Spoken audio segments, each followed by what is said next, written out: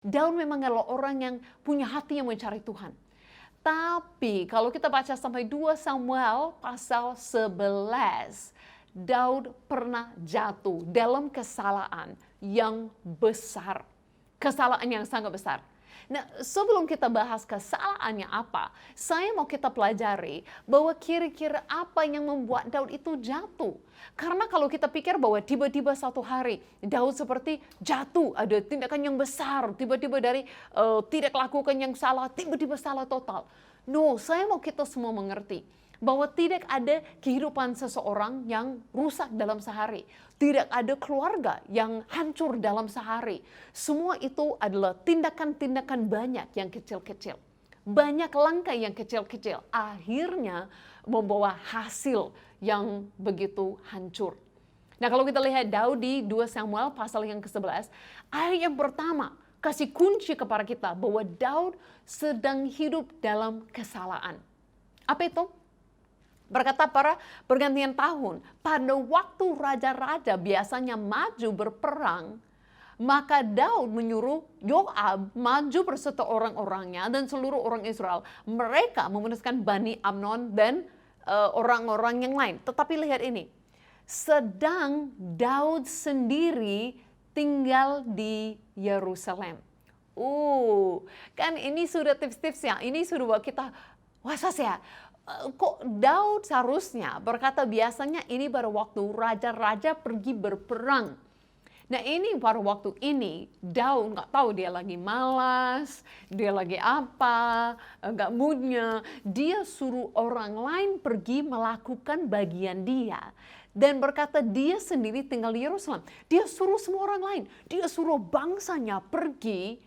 Dia sendiri nggak mau pergi. Nah ini menunjukkan sudah ada sesuatu yang nggak benar di hidupnya Daud. Apakah dia di sini kurang ingat bahwa dia ini raja, dia yang pemimpin. Mungkin di sini ini kan sesuatu yang nggak benar. Saya nggak tahu apa yang buat dia seperti ini.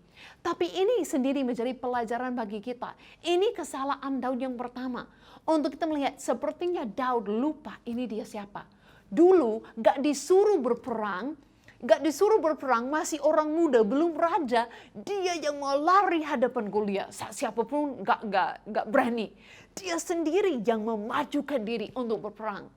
Tapi gak tahu berapa tahun kemudian sudah raja, sudah begitu nyaman, udah gak mau lagi. Nah ini juga tips untuk kita. Jangan pernah kita merasa bahwa semua baik-baik, kita oke.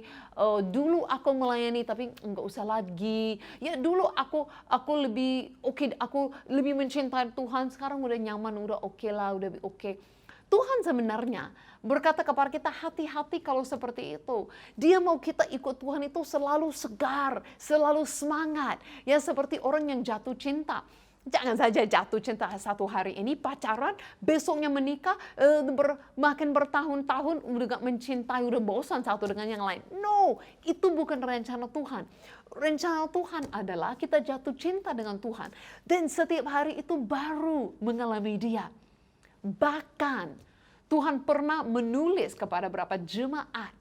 Tapi pesannya tetap sama. Dengan Tuhan mengingatkan. Jangan terlalu sibuk melakukan banyak hal.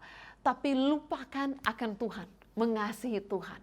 Karena sebenarnya yang Tuhan mau dari para kita. Bukan saja Tuhan mau kita pergi ibadah. Memberikan persepuluhan atau dana kepadanya. Melakukan hal yang baik. Tapi yang Tuhan rindu di atas itu semua adalah hati kita. Rindu ada fellowship, ada hubungan dengan dia, ada persekutuan dengan dia. Itu yang dia paling rindu.